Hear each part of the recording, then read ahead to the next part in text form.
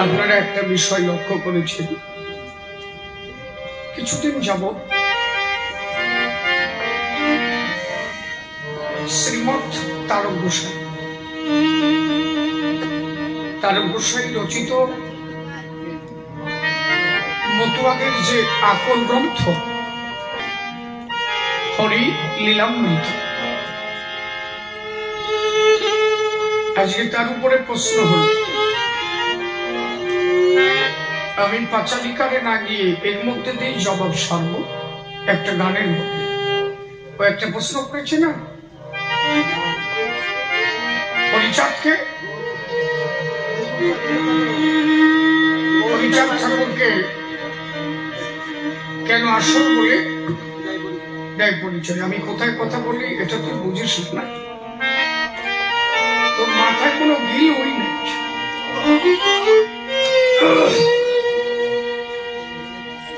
আর কয়দিন যাবত দেখছি এইটা নিয়ে অনেক একটা অপপ্রচার চলছে, অনেকে মানতেই চাইছে না। কেউ কেউ বলছে ওটা আসল নয়, আসল। তার বসে সবাইকেই হরি বলেছে, তাহলে ওটা আসল না আসলো। যিনি কৃষ্ণ ছিল, তিনি গৌর, তিনি রাম, তাই মানুষকে বোঝাবার জন্য তার গোসাইটাকে লিখেছে এটা সেই আসল হরি। ওই যে ওই আসল কৃষ্ণ, সেই আসল হরি এই হরি, মানে ওই কৃষ্ণই এই হরি। মানে কি কায়দা করিয়ে বুঝায় যাতে মতুয়ারা তারকের কথাটাকে সঠিকভাবে বুঝতে না পারে, সেটাকে ভুল পথে পরিচালিত করা হচ্ছে। আজ এই কথাটার পূর্ণাঙ্গ জবাব দেব আমি। হরিচাঁদকে কেন আসল বলা হয়? কে সেই হরি? কৃষ্ণ, রাম, গৌর এরাই কি সেই হরি, না হরিচাঁদ আলাদা কোন হরি? আমি শ্রী শ্রী হরি লীলামৃত গ্রন্থ ধরি, একদম হাতে ধরে পাই টু পাই আপনাদের বোঝাতে চাই, যাতে মতুয়াদের মধ্যে এই ব্যাপারটা নিয়ে আর কোনো বিভ্রান্তি না থাকে। নাকি বলেন? পারফেক্ট হতে চাই, এটা সকলের জানা উচিত। আগে ছোট্ট একটা গানের মধ্যে যাই, এই গানের মধ্যেই আপনারা জানেন।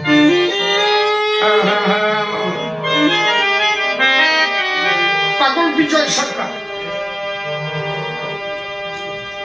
কবি সুধাকর পাগল বিজয় সরকার, তিনিও বললেন। তিনি কি বললেন? তিনি বললেন সিদামোরা কান্দি নব যুগে আনন্দ ভবন। ছোট্ট ছোট্ট, আমি বেশি বৃহৎ যাব, কোনটার মধ্যে যেন মিঠে সারা বেতাল না হয়। সিদামোরা কান্দি নব যুগে আনন্দ ভবন। ওরা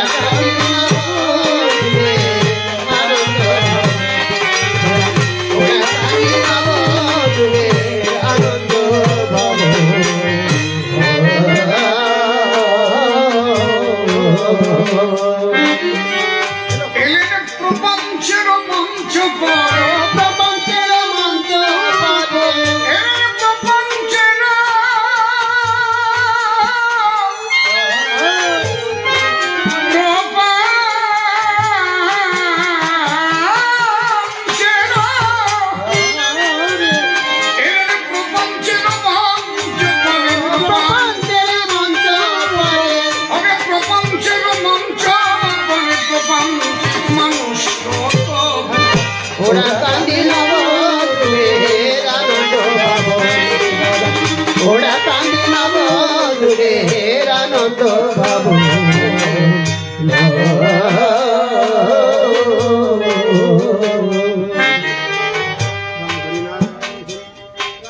রাম হরি নারায়ণ হরি।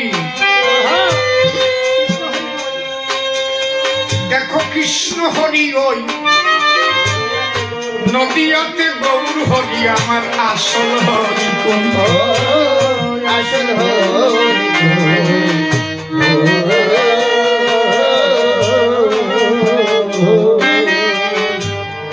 এর মানে আপনারা কি বুঝতে পারছেন? শ্রী শ্রী হরিলীলামৃত গ্রন্থ আছে তো এই মন্দিরে? সুরেশ বাবা এনেছো? দেখ, আমি গ্রন্থ ধরে আজকে আলোচনা করি। আমি দেখলাম কোন একজন প্রখ্যাত কবিয়া তিনি গ্রন্থ ধরে বোঝাচ্ছেন একেবারে পেতা।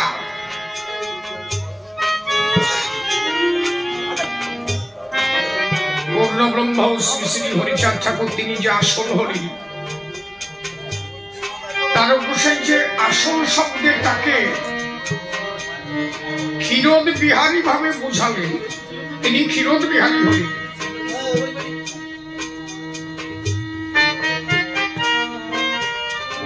মোটে ভালো নাই বলুন, তিনি যে ক্ষীরোদ বিহারী হরি, তিনি যে ক্ষীরোদ সাই, শ্রী শ্রী হরিলীলামৃত গ্রন্থে পূর্ণতার প্রকাশ।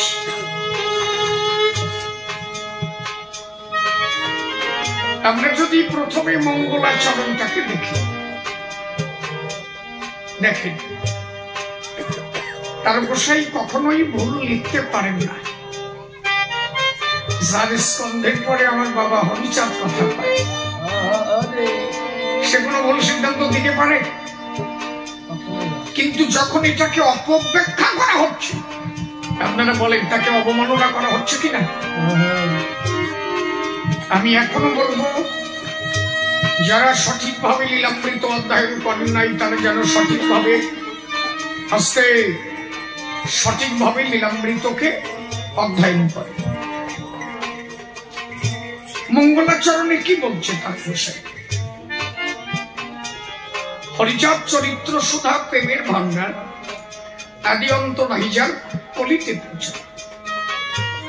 হরিচাঁদ চরিত্র সুধা, সুধার মতো, যেখানে শুধু প্রেমের ভান্ডার। আপনি এ পর্যন্ত যত অবতার এসেছে,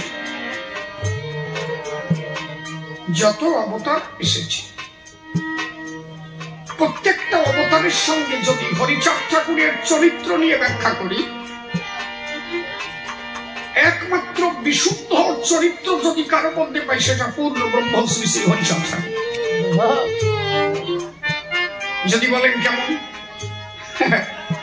কেন বললাম এই কথাটা? আপনি দেখেন, রামচন্দ্র পঞ্চমাস গর্ভবতী অবস্থায় সীতাকে বলি দিলেন। তাহলে উনি ভগবান হয়ে তাকে বনে দিলেন। যার জন্যই হোক, একটা নারী তিনি গর্ভবতী, সেই অবস্থায় যদি তাকে বনে দেওয়া হয়, তিনি কি নারীর কাছে ঋণী হলেন না? নাকি? তার মানে কি, তিনি শূদ্রকের মস্তক ছেদন করলেন। তিনি বেদ উচ্চারণ করলেন বলে তার মস্তকটাকে ছেদন করলেন। তাহলে তার চরিত্রে একটা কমতি থেকে গেল। কি বললাম? এরাও কিন্তু হরি, এরা যে হরি না তা না, এরা অংশ, এরা কেউ পূর্ণ না। এই জন্য এনাদের লীলাতেও অপূর্ণতা থেকে গেল। শ্রীকৃষ্ণ তিনিও হরি, অংশ। তার চরিত্রটাকে যদি ব্যাখ্যা করি, সেখানে দেখেন 16,008টা, আবার তারক লিখলেন 1608 রমণী, তাদের করলে ধনী দ্বারকায় ওই সাহায্য লিলি। আর ভাগবতে দেখলাম 16,008 রমণী, এক এক জায়গায় এক এক রকম যাওক। সেখানে কিন্তু বিশুদ্ধতা নাই। আমার কথা কি বোঝা যাচ্ছে কি?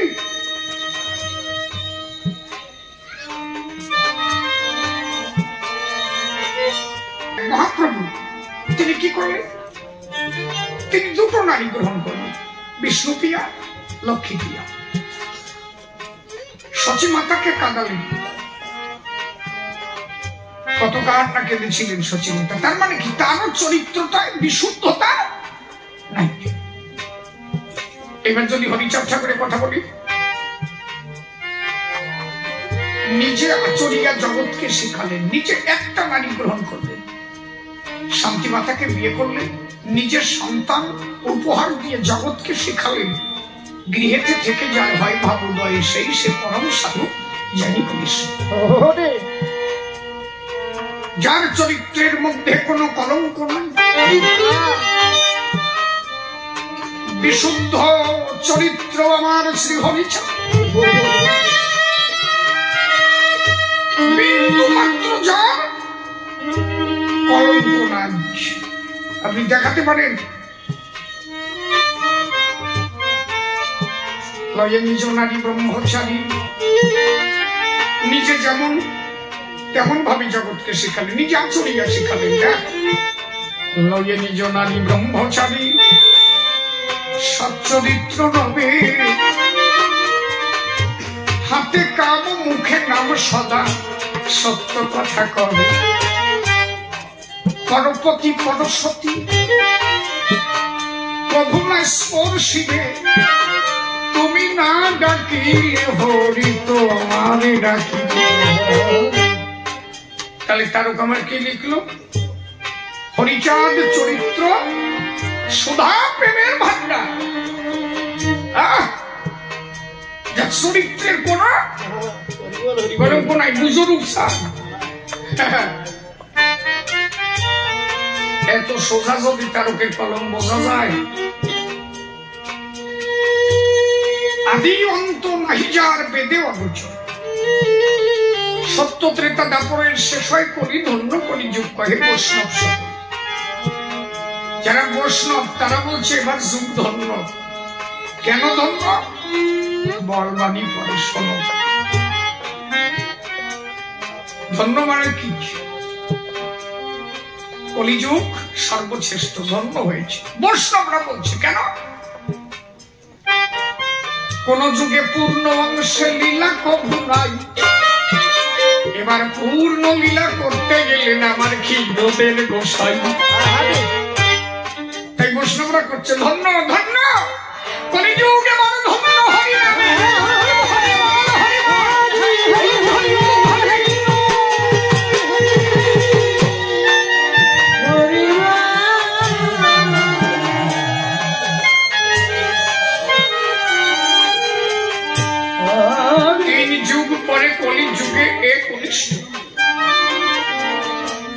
কনিষ্ঠ হইয়া হইল সর্বযুগ শ্রেষ্ঠ। এই কলিকালে শ্রী গৌরাঙ্গ অবতার, এই কলিকালে শ্রী গৌরাঙ্গ অবতার, বর্তমান ক্ষেত্রে দারু ব্রহ্মরূপবান। যে যাহারে ভক্তি করে সে তার ঈশ্বর, ভক্তি যোগে সেই তার সাধন। লিখলেন কি, যে যাহারে ভক্তি করে সে তার ঈশ্বর। আপনি যাকে ভক্তি করবেন সেই আপনার ঈশ্বর। ভক্তি যোগের দ্বারা সে আপনার কাছে স্বয়ং হবে। ভক্তি যোগ না থাকলে হবে না। আপনি একটা গাছকে যদি বিশ্বাস করেন, একটা বৃক্ষ, আমরা আগে দেখেছি না, খেজুর তলায় পুজো হতো, নিম তলায় পুজো হতো, হিজলো তলায় পুজো হতো না? তার মানে কি, ভক্ত ওই গাছতলায় পুজো দিয়ে, ভক্ত গাছতলায় পুজো দিয়ে তার ভক্তি যোগের দ্বারা, ভক্তি মার্গে গিয়ে ওই বৃক্ষের মধ্যে সে পূর্ণ সত্য, সে স্বয়ং অবতার তিনি দর্শন করতেন। এই যে মনে করেন একটা গাছ, স্ট্যান্ড একটা গাছ,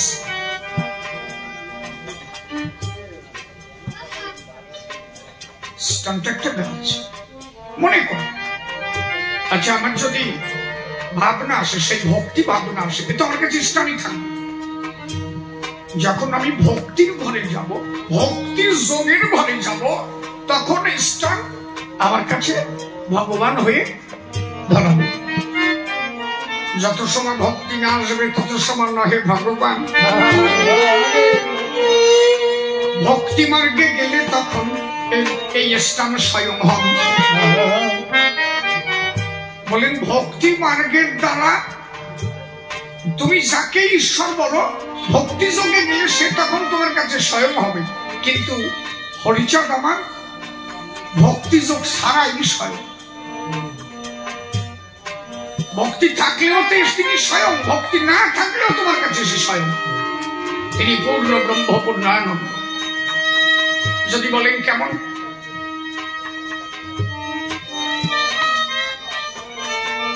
কমলদাস বাবাজি ওরাকান্দির পথে যাচ্ছে, তার কিন্তু হরিচাঁদের পরে কোনো ভক্তি নাই ছিল। কি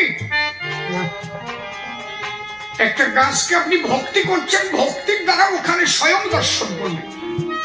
কিন্তু কমলদাস যখন ওরাকান্দির পথে যাচ্ছে, হরিচাঁদ ঠাকুরের প্রতি তার কোনো ভক্তি নেই, কিন্তু তার মধ্যে সে কৃষ্ণমূর্তি দর্শন করে গিয়ে পড়ে গেল। ভক্ত হীরামন থোড়াবাস কাঁধে নিয়ে কোথায় যাচ্ছে? কাজ করতে যাচ্ছে। তখন কিন্তু হীরামনের ভক্তি এখনো আসেনি, তাই কিনা? ঠাকুর ছিলেন কার বাড়ি? কার বাড়ি ছিলেন? মৃত্যুঞ্জয়ের বাড়ি। আচ্ছা, দেখা মাত্র হীরামনের কিন্তু কোন ভক্তি তখন ছিল না। ওই রূপ দেখা মাত্র শিহরিয়া উঠল গাত্র। কি দেখি আমি? এই তো সেই স্বয়ং আমার। তার মধ্যে রামরূপ দেখে গিয়ে পড়ে গেলেন, প্রভু তুমি সেই আমার রাম। এক হরির মধ্যে কৃষ্ণ, গরু, রাম সব অংশ। হরি আমার পূর্ণ, তিনি আমার আসল। কারণটা কি আমি বলছি, এখন করে বুঝতে পারবে। তাহলে ওনার কাছে ভক্তি যোগ না থাকলেও উনি স্বয়ং। হীরামন ভক্তি যোগ নেই, তার মধ্যেই তাকে রামরূপ দর্শন করল। এইবার ভক্তি এসে গেল তার। আর আপনি একটা বৃক্ষকে যত সময় ভক্তি না করবেন, তত সময় সে আপনার কাছে স্বয়ং হতে পারে না। আর হরিকে ভক্তি না করেও তিনি রাম দেখেন, কেউ কৃষ্ণ দেখেন, হরি ভজন দেখলেন। কিরোধ বিহারী হরি আমার দাঁড়িয়ে আছে, হরি বল, হরি হরি হরি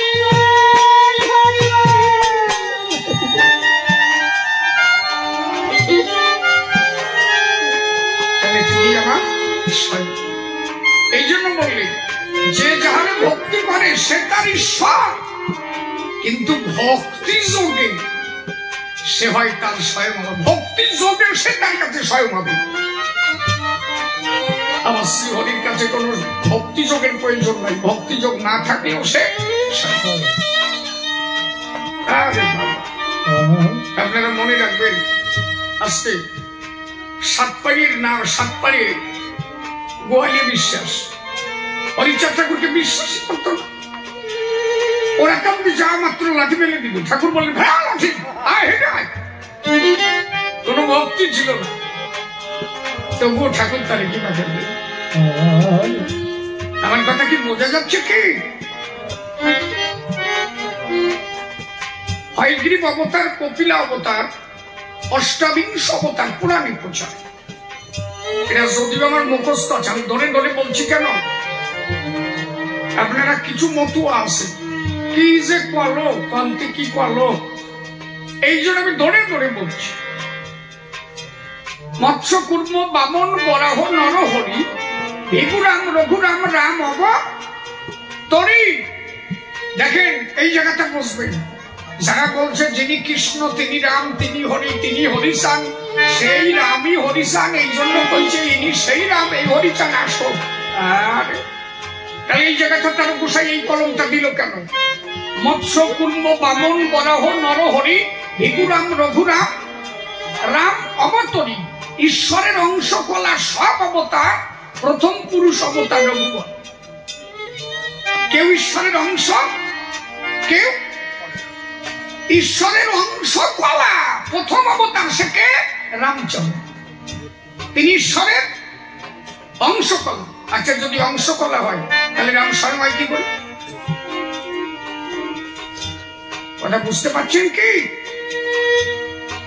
আবার আসি আপনাকে যেই কমেন্টে কি বোঝো তোমরা, তার ক্লিক করো, কিছু বোঝো তোমরা।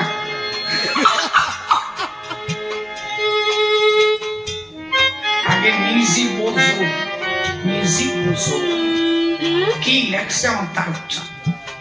তারকচা পরিষ্কার লিখলেন, ঈশ্বরের অংশকলা সব অবতার, প্রথম পুরুষ অবতার রঘুবর। রঘুবর মানে হচ্ছে রামচন্দ্র, তিনি ঈশ্বরের অংশ এবং কলা।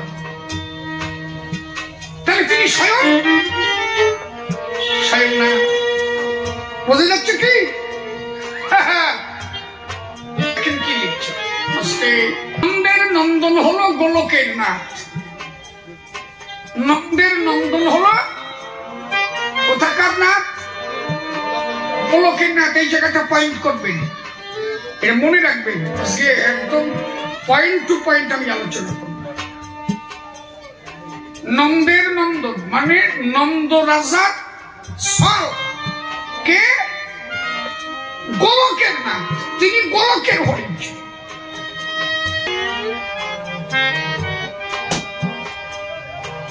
নন্দের নন্দন হলো গোলকের নাথ। যিনি গোলকের নাথ তিনি হচ্ছেন নন্দের নন্দন। অতএব তিনি হচ্ছেন নন্দ রাজা ছিলেন। শঙ্কর্ষণ রাম অবতার তার সাথে। শঙ্কর্ষণ অবতার মানে হচ্ছে বলরাম। শ্রীকৃষ্ণ আর বলরাম সব ঈশ্বরের অংশ, পুরাণে নিরক্ষিক। আমরা পুরাণে যত ঈশ্বর এরা সব অংশ আমরা নিরক্ষি। কোথায়? পুরাণে নিরক্ষি, মানে পুরাণের মধ্যে দেখি এরা হচ্ছে ঈশ্বরের। আমি কি ভুল বলছি? এটা তারক লিখেছে তো নাকি? কথা কইও। সব ঈশ্বরের অংশ পুরাণে নিরক্ষি। পাই যে সবাই এক, যিনি কৃষ্ণ তিনি রাম তিনি হরি। কেনা কইছে তোমার? তারক তাই আছে নাকি? তারপর লেখা বোঝো। তারকের বইটাকে পরিষ্কার ভাবে পড়ো, সহজে বোঝা যায় না। আমি শ্রীধা মোরাকান্দি যখন গিয়েছি, শ্রদ্ধেয় বাবু শশীপতি ঠাকুর মহাশয়, শ্রদ্ধেয় বাবু শশীপতি ঠাকুর মহাশয় প্রণাম জানাইতাম। আমাকে একটা কথা শুধু বলল, আমি ভিতরে গেলাম, একটা প্রণাম দিলাম, একটা শ্রী শ্রী হরিলীলামৃত আমাকে ধরিয়ে দিয়ে বললো কি শিশির, আমি আমার জীবনের শেষ বেলায় তোমাকে দেখে খুব আনন্দ পেয়েছি। আমি আমার বাবা হরিচাঁদের মতাদর্শে তুমি আলোচনা করো। আমি তোমার একটা আদেশ দিয়ে যাচ্ছি। বলেন বাবা? বললো কি, হরিলীলামৃত তুমি যতবার পারবা ততবার পারবা। তুমি যদি একবার দুইবার পড়ে ভাবো যে সবটুক পড়া হয়ে গেছে, না, আমি তোমার বলছি তো, তুমি যত পড়বা মনে হবে যে তত তথ্য পাবা, যত পড়বা তত তথ্য পাবা।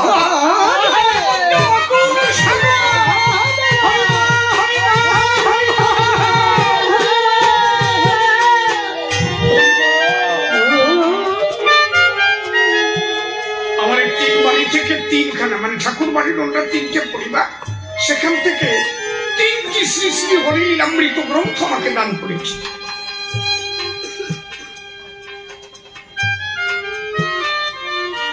আমি সেই লীলামৃত গ্রন্থ নিয়ে এসেছি। 3টে কাপড় দিয়েছিল, আমাকে বস্ত্র দিয়েছিল। এটা দিলাম, এটা পরে গান গেয়ে উঠল। আমার ঠাকুর সবচেয়ে কষ্ট লাগে কখন জানো? যখন দেখি নিজের স্বার্থ কায়েম করবার জন্য আমার তারকের কথাগুলোকে অপব্যাখ্যা হচ্ছে। নিজের স্বার্থটাকে ঠিক রাখবার জন্য তার প্রসার সঠিক কথাগুলো বলা হচ্ছে না।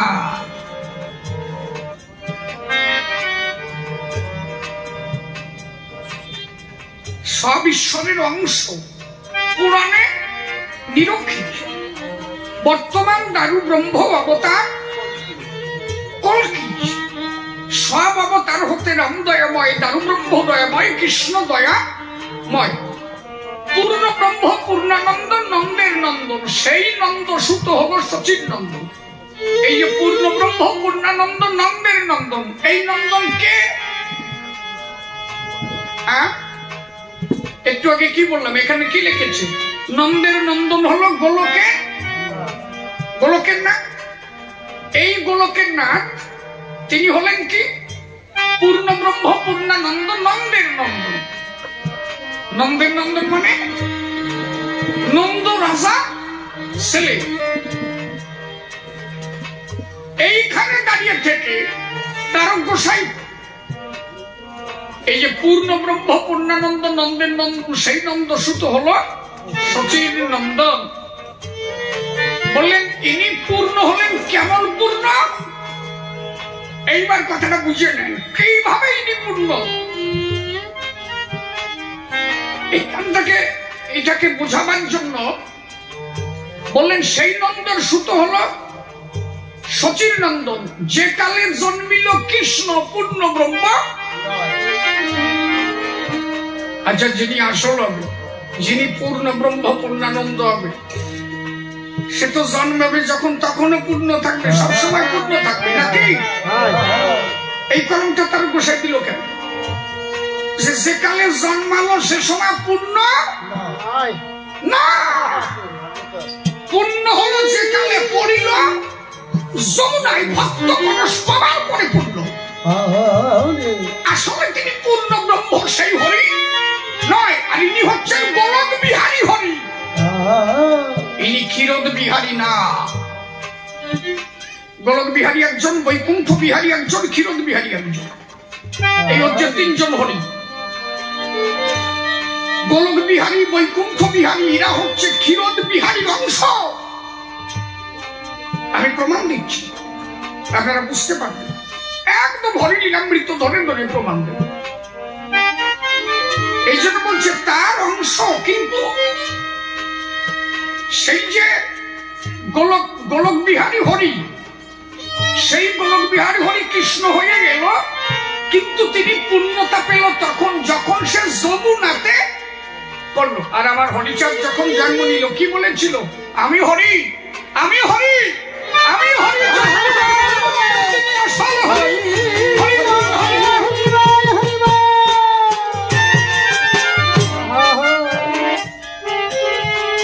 আপনারা বুঝতে পারছেন কি আমার কথা? সেই নন্দের সুত হলো সচিন নন্দন, যে কালে জন্মিল কৃষ্ণ পূর্ণ ব্রহ্ম নয়, পূর্ণ হলো সে কালে পড়িল যমুনায়, পড়ে ভক্ত পরশ পেল তার ভক্তি মার্গের দ্বারায়, তার সাধন মার্গের দ্বারায় সে পূর্ণতা পেল। তারপরে বলল সচিবার্বে জন্ম লয়ে নাচিলেন যিনি মহাপ্রভু। সচিবার্বে জন্ম নেওয়ার সময় তিনি পূর্ণ। পূর্ণ হলো কোন কালে? দীক্ষা প্রাপ্তে পূর্ণ নাম শ্রীকৃষ্ণ চৈতন্য। এই জায়গাটা কেমন? মহাপ্রভু তার সাধনার দ্বারা তিনি পূর্ণতা পেয়েছিলেন। এই জন্য বলছে না, ভক্তি যোগের দ্বারা, ভক্তি যোগের দ্বারা সে তার স্বয়ং হয়, তার কাছে স্বয়ং হয়ে ধরা দেয়। কি বলেছি? ভক্তি যোগের দ্বারা সে তার কাছে স্বয়ং হয়। যেমন বলছে সত্যবাদী জিতেন্দ্রীয় হইবেন যে না থাকুক ক্রিয়াকর্ম, হরিতুল্য।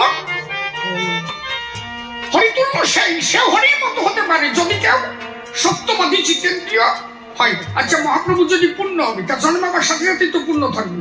এতদিন পরে যে পূর্ণ হলো কেন? তার বসে সেটা লিখলো কেন? তার মানে এরা হচ্ছে অংশ অবতার। সাধনার দ্বারা কৃষ্ণ নামে প্রাপ্ত হয়ে দীক্ষা নেওয়ার পরে তিনি ভক্তি মার্গের দ্বারা পূর্ণতা পেয়েছিলেন। ভক্তি যোগ মার্গে তিনি পূর্ণ হয়েছিলেন। আর যিনি আসল তিনি পূর্ণ ব্রহ্ম, তিনি পূর্ণানন্দ। তিনি জন্মিবার মাত্র বলেছিলেন আমি হরি, আমি হরি, আমি হরি। আমার কথা কি বোঝা যাচ্ছে কি? এরপরে আরো ভালো বুঝবেন। দেখেন না রস কোন জায়গায়, এর সারিয়ে সারিয়ে বইয়া কি বুঝলি বুঝলাম আমি। আজকে সচিবান্বে জন্ম নিয়ে নাচিলেন পূর্ণ দীক্ষা প্রাপ্তে পূর্ণ নাম শ্রীকৃষ্ণ চৈতন্য। তখন হইয়া পূর্ণ সন্ন্যাস করিলেন। 48 বৎসর পরে মিশিলা সকল হরণ করে তারে বলি হরি।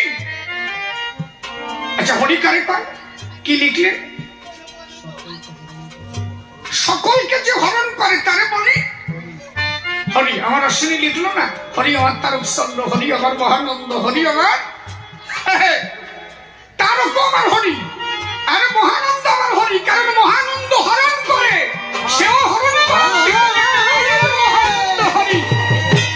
হরি হরি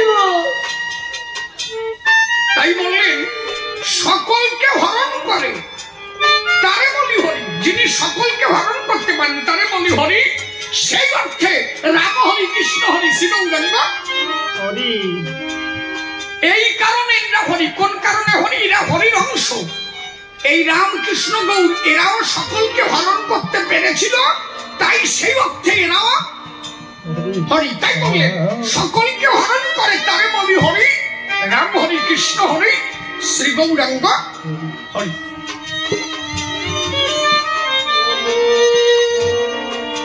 প্রেমদাতা নিত্যানন্দ তার সবিভাগে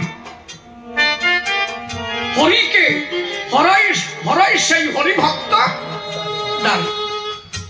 হরিভক্ত যারা হরিকে হরায়, ওই যে হরিভক্ত যেমন হরিকে হরায় তেমনি নিতাই গৌর রাম কৃষ্ণ এরাও ভক্ত স্বরূপ হয়ে আমার হরিকে হরাইছিল।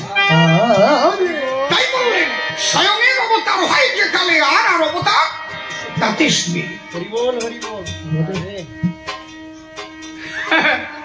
কথা বুঝো বাবা। আমি কখন চলে যাবো তার তো ঠিক নাই। এগুলো তোমাদের জন্য রেখে গেলাম, এই আলোচনা করে রেখে গেলাম যাতে ভবিষ্যতে তোমরা এইটাকে রেখে দিয়ে মানুষকে বলতে পারো যে কি আমার তারক লেখছে। আমি কিছু বুঝি না, আমি কিছু বুঝি না, তবু আমি ওই যতটুক মা বাবার আশীর্বাদে গুরু কৃপায় যতটুক পেয়েছি ততটুক জানাচ্ছি। তারকের কলম বোঝা আমার মতো মানুষের দ্বারা সম্ভব না। কত জন্ম কেটে যাবে তবু আমার তারকের কলম বোঝা যায় না। দেখেন আমার তারক লিখেছে কি আহা। তারপরে লিখলেন নিত্যানন্দ হরি, নিত্যানন্দ হরি।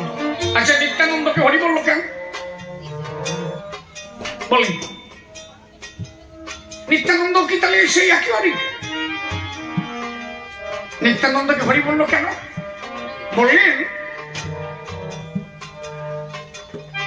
বলছি নিত্যানন্দ নাকি তিনি হরি অংশ। সবাই আমরা হরি অংশ কিনা? একটা জীব সৃষ্টি হয় সেও কিন্তু হরি অংশ। কিন্তু এখানে বললেন তা না, অনন্ত নাগ যদি নিত্যানন্দ হয়, বলরাম হয়, সেই বলরাম যদি নিত্যানন্দ হয় তাহলে অনন্ত নাগটাও তো হরির অংশ। আমার কথা কি বোঝা যাচ্ছে কি? বলছে নিত্যানন্দ হরি কৃষ্ণ।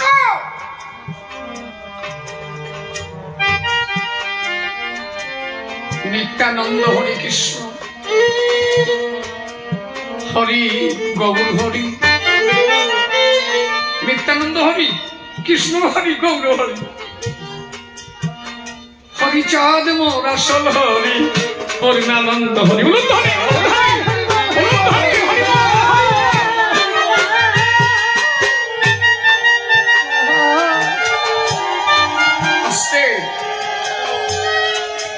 এই হরিচাঁদ লীলা সুধার সাগর আমার তারকের করো হরি তাহাতে মতন। এবার দেখেন জায়গাটা কোন জায়গায়, কেন ওখানে পূর্ণ ব্রহ্ম পূর্ণানন্দ নন্দের নন্দন বলা হলো। আমি বললাম কি এই যে তারক লিখেছে কি নন্দের নন্দন হলো গোলকের নাথ। এইবার দেখে কি লিখেছে তারক গোসাই। কেন বললাম তিনজন হল, একজন গোলক বিহারী, একজন বৈকুণ্ঠ বিহারী, আর একজন ক্ষীরদ বিহারী। যিনি ক্ষীরদ বিহারী তিনি হচ্ছেন সর্বপ্রথম। লিখলেন কি তারক গোসাই, এইবার আপনাদের শুনে পুনর্বার অবতারের প্রয়োজন ও পূর্ব পূর্ব ভাগবত পুরাণ প্রসঙ্গ আপনারা পড়েছেন তো? দেখেন এখানে কি লেখা আছে, কি বললেন?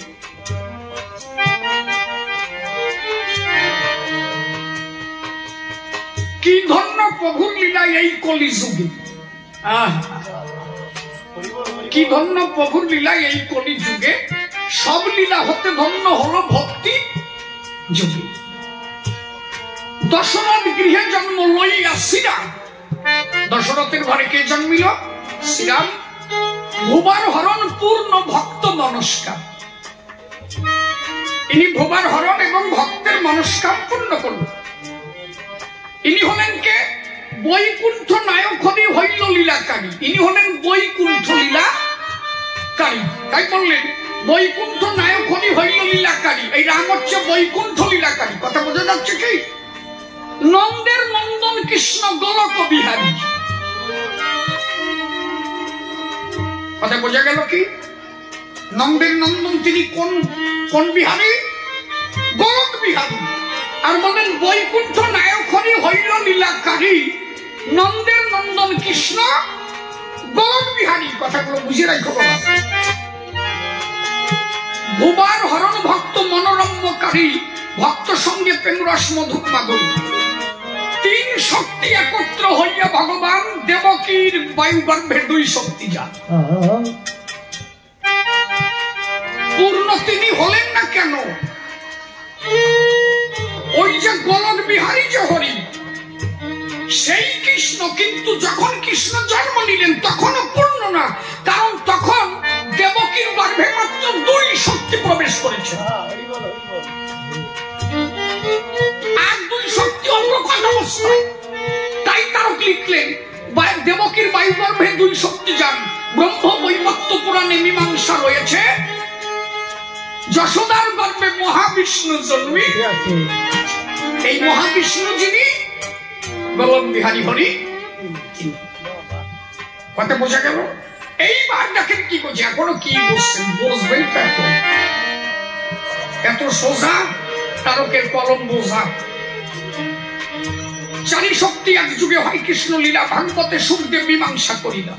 বহুত প্রমাণ লাগে সেসব লিখিতে, অন্যান্য প্রমাণ গ্রন্থে রহিছে বলিতে। হস্তে চৈতন্য চরিতামৃত তাহার প্রমাণ। বহু যুগ গত পরে এলো ভগবান। নন্দ শুধু বলে যারে ভাগবতে গাই। ওই যে গোলকের বিহারী, গোলক বিহারী হরি তিনি হলেন কৃষ্ণ। তাই বললেন নন্দ শুধু বলে যারে ভাগবতে গাই, সেই কৃষ্ণ অবতীর্ণ চৈতন্য গোসাই। চৈতন্য মানে মহাপ্রভু। তাহলে সেই গোলক বিহারী হরি কৃষ্ণ, সেই কৃষ্ণ হলেন এবার মহাপ্রভু। কিন্তু ক্ষীরদ বিহারী আসে না।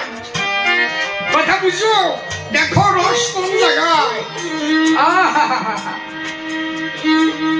বহু যুগ গত পর এলো ভগবান। নন্দ শুধু বলে যারে ভাগবতে গাই, সেই কৃষ্ণ অবতীর্ণ চৈতন্য গোসাই।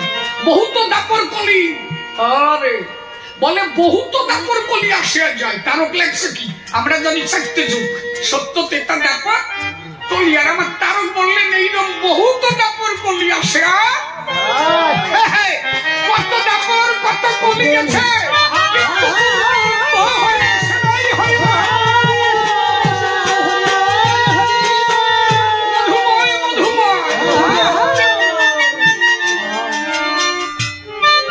বহুত দাপর কলি আসে আর যায়। স্বয়ংের অবতার তাতে নাকি হয়। কি লেখলেন? যে কত দাপর কলি গেছে, কিন্তু স্বয়ংের অবতার কোনদিন, স্বয়ংের অবতার কোনদিন হয় নাই। কথা কইব মতুয়ারা, কথা কইব।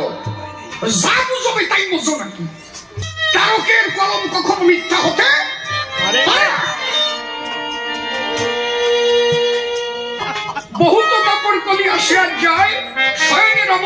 যাতে নাহি হয়। অষ্টাবিংশ মন্বন্তর শেষ যেই কলি, এই যে অষ্টবিংশ মন্বন্তর শেষ যেই কলি, এই যে সেই কলি তারকগোসাই গানের মধ্যে লিখেছে অষ্টবিংশ মন্বন্তরে ফিরেছে এই দিন, তোদের এদিন যদি চাই দেবি থার পাবি না কি রে। চলো ভাই চলো রে,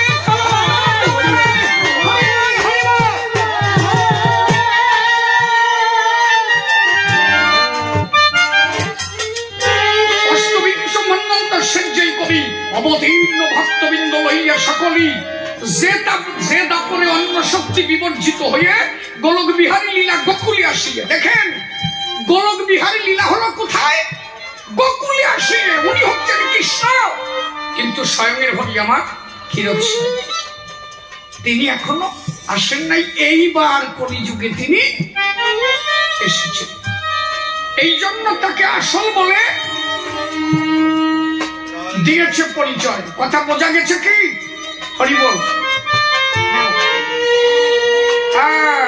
এইবার আর একটা জায়গা দাঁড়া, শেষ হয় আস্তে, কথা নয় কথা নয়, আস্তে। একটা বিরাট পয়েন্ট আলোচনা হচ্ছে।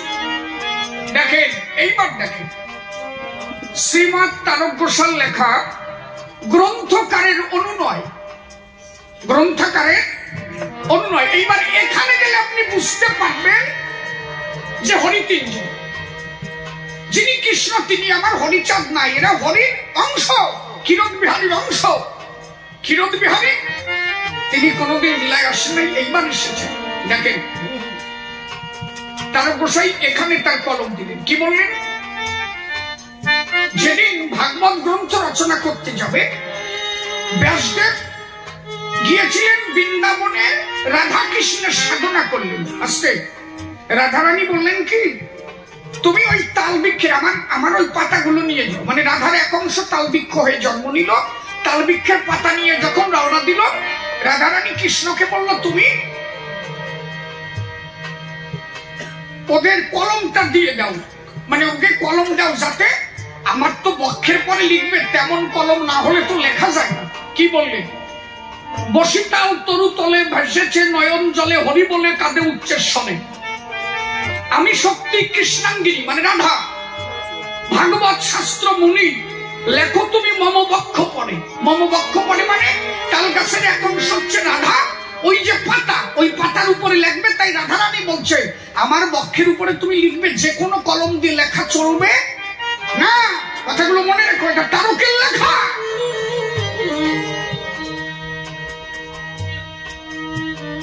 দেখে পরশর পুত্র, পরশর পুত্র মানে বেদব্যাস, দেখে পরশর পুত্র পড়িতেছে তালপত্র, তালপত্রে কহে মুনি বলে যাও শ্রীকৃষ্ণের ঠাই, বলো যে বলেছে রাই।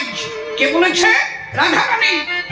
শিরে সিকি পাখা দিতে বলে, শ্রীকৃষ্ণের শিরে মানে পাথায় যে সিকি পাখা, ওইখানে একটা তুলে দিতে কইছে, ওই দিয়ে কলম বানাবে। কথাগুলো বোঝো। শিরে সিকি পাখা দিতে মরে। ব্যাস অতি ব্যস্ত হয়ে শ্যামকুণ্ড তীরে গিয়ে করিছেন কৃষ্ণ আরাধন। ব্যাস কোথায় গেল? ব্যাস অতি ব্যস্ত হয়ে শ্যামকুণ্ড তীরে গিয়ে করেছেন কৃষ্ণ আরাধন। যুগল মিলন হয়ে ব্যাসের সম্মুখে গিয়ে রাধা কৃষ্ণ দিল দর্শন। কার সামনে দেখা দিল? ব্যাসদেবের সামনে। কে দেখা দিল? যুগল মিলন হয়ে ব্যাসের সম্মুখে গিয়ে রাধা কৃষ্ণ দিল দর্শন। বলেছেন শ্রীরাধিকা, বলেছেন শ্রী রাধিকে যা লিখিবে মম বুকে। কে বলেছে? রাধারানী। বলেছেন শ্রী রাধিকে যা লিখিবে মম বুকে, মানে তাল পাতার উপরে বলেছেন শ্রী রাধিকে যা লিখিবে মম বুকে, অন্য কলমেতে তা কি হয়? অন্য কলম হবে না। শুনিয়া রাধার বাণী রাধানাথ রসখানি। রাধানাথ মানে শ্রীকৃষ্ণ, রাধানাথ। সিকি পাখা দিলেন তথায়, তুলে দিলেন সিকি পাখা, হয়ে গেল। দেখলেন পরে কি? সিকিপুচ্ছ অংশ করি ব্যাসেরে দিলেন হরি। হাসিয়া বলেন রাধানাথ। কে বললেন? সিকিপুচ্ছ অংশ করি ব্যাসেরে দিলেন হরি। ব্যাসেরে কে দিল? শ্রীকৃষ্ণ, তাই তো এরা হরির অংশ, তাই হরি বলেছেন। সিকিপুচ্ছ অংশ করি বেসরে দিলেন হরি, হাসিয়া বলেন রাধানাথ, যাহ অনন্ত গোসরের জিব্বাসে দেবে তোমারে, তাহাতে না করো অস্ত্রাঘাত। কি বললেন? শ্রীকৃষ্ণ বললেন ব্যাসদেবকে, তুমি অনন্ত সাগরে যাও, অনন্তের কাছে যাও। অনন্ত মানে ওই যে অনন্ত নাগ, যিনি ক্ষীরোৎসাহী জাদু করে শুয়ে আছেন, ওই যে অনন্ত নাগ। খরা দেখেন না হরিচাঁদ ঠাকুরের যে কোনায় অনন্ত নাগ। হ্যাঁ, তাই বলছে দেখেন, দেখেন এই যে পিছনে আছে কোথায়, হ্যাঁ ওই যে দেখেন অনন্ত নাগের ছবি, দেখেন এটা জুম করে নাও, দেখুক সবাই, নাও ওই যে দেখো অনন্ত নাগের উপরে শুয়ে আছে। কি বলেছি দেখেন, তারকের কথা পাই টু পাই, পাই টু পাই, এর মধ্যে কোন ভেজাল নাই। ভেজাল বাদালি হবে।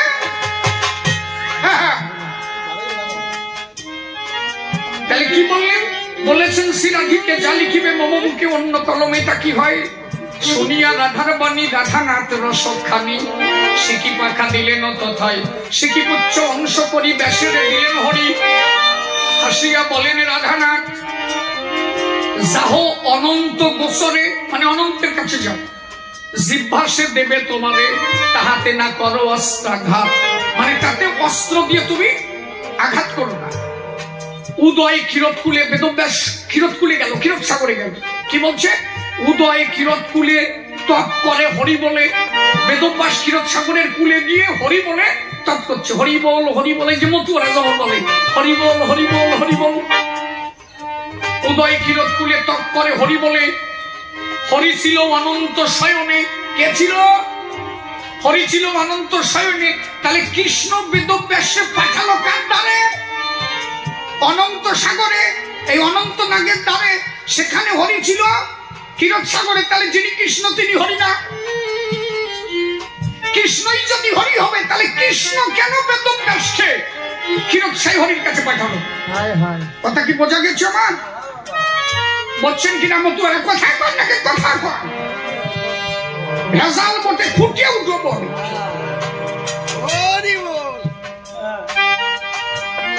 কৃষ্ণই যদি সেই আসল হরি হবে, তাহলে কৃষ্ণ কেন সেই জিহ্বা দিতে পারলেন না? কৃষ্ণ বললেন তুমি তাড়াতাড়ি ক্ষীরোৎ সাগরে যাও, সেখানে গিয়ে সাধনা করো, ওই অনন্ত তোমারে জিহ্বা দেবে। ওখানে গেল, অনন্ত তো ঘুমন্ত ছিল, এই অনন্ত ছিল অনন্ত নাগ, তার উপরে হরি আমার শয়ন করিয়াছে। তাহলে এখান থেকে আমরা বুঝি কেন যিনি হরি তিনি হচ্ছেন ক্ষীরোদ বিহারী। তিনি কোন যুগে কোন লীলায় কোনদিন আসে নাই, তার অংশ হয়ে লীলা করল বিশ্ব সুধায়। এইবার সেই ক্ষীরোদের হরি আমার হরি হরি এলো।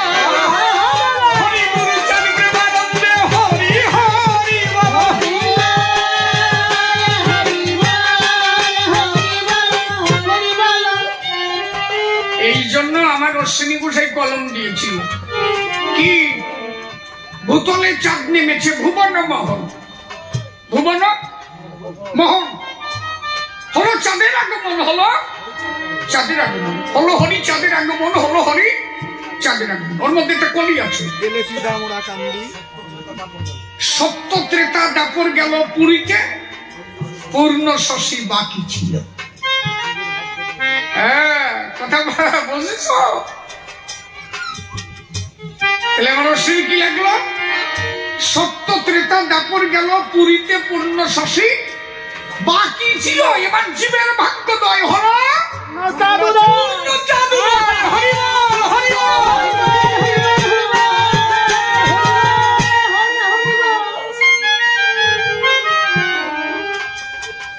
তাহলে ভেবে দেখি একদম পাই টু পাই মিল। একটু বেতাল আছে কোন কোন জায়গায়। অশ্বিনী তারক লিখেছে সেই মহাপ্রভু এবার হরিচাঁদ। এর মানে কি? কারণ এরা তো হরির অংশ। কি বলল? তাহলে স্বয়ং হরি যদি অবতার হয়, এরা আসে না সেখানে? সেই অংশ এরা। অশ্বিনী ঘোষের গান লিখল না? এবার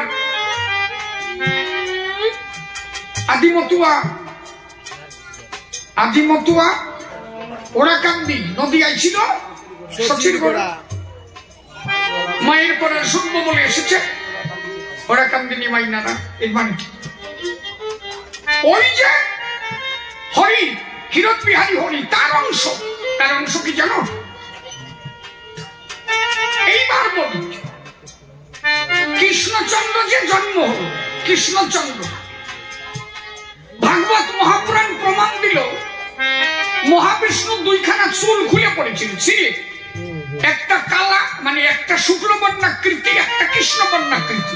ওই কৃষ্ণ বর্ণাকৃতি চুলের থেকে হলো কৃষ্ণ, শুক্ল বর্ণাকৃতি চুলের থেকে হলো বলরাম। আচ্ছা বলেন, চুলের থেকে জন্ম হলে সে পূর্ণ হয় কি? শুধু তাই না তো, যদি কৃষ্ণ পূর্ণ হতো, জাম্বুবতীর সন্তান দরকার, তাকে সন্তান দিতে পারলেন না। সাম্যের আরাধনা, এই শ্রীকৃষ্ণ উতথ্য মুনির কাছে দীক্ষা নিয়ে তিনি কি করলেন?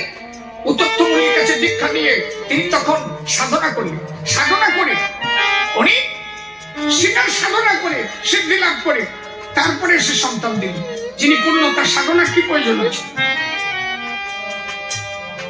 গীতা যখন গীতা গ্রন্থ শ্রীকৃষ্ণ বললেন, পরবর্তী অর্জুন বললেন গীতাটাকে শোনাও আমার। বলে এখন আর শোনানো যাবে না কেন? বলে আমি এখন যোগযুক্ত নই। যিনি ভগবান তারা আবার যোগযুক্ত কিসে?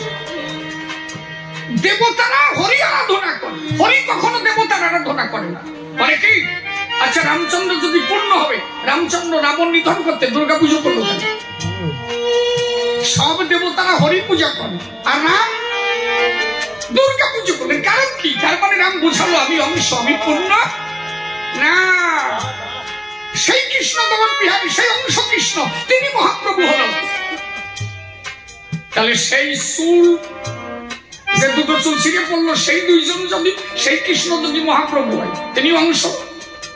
যার কারণে মহাপ্রভু কৃষ্ণ বলে কাদাহাসা, তিনিও সাধনার দ্বারা নিজের পূর্ণতা অর্জন করেছিল। তাই তার উপর সেই কলম দিয়েছেন, যেকালে সচিবার্ভে জন্ম লয়ে না ছিলেন কৃষ্ণের পূর্ণ, দীক্ষা প্রাপ্তে পূর্ণ না শ্রীকৃষ্ণ চৈতন্য, ইনিও পূর্ণ না।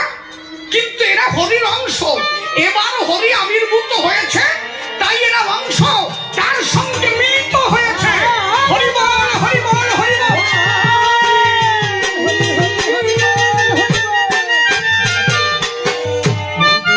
ওই যে হরির সঙ্গে মিলিত হয়েছে এরা, তাই না এসেছে। সেই অর্থে অশ্বিনী গোসাই বুঝিয়েছিলেন কি? ওই যে বললাম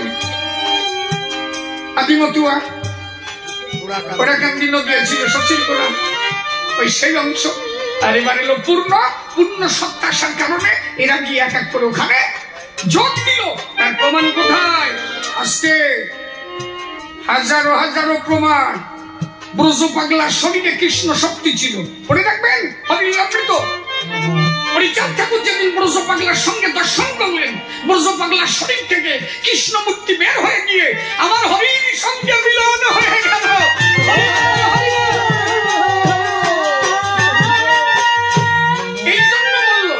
এই জন্য বলেছে স্বয়ংয়ের অবতার হয় যে কালে, আর অবতার তাতে এসে একদম পরিষ্কার ছাপ ছাপাই করে দিয়ে গেলাম। এরপরে যেন বেজাল না হয়।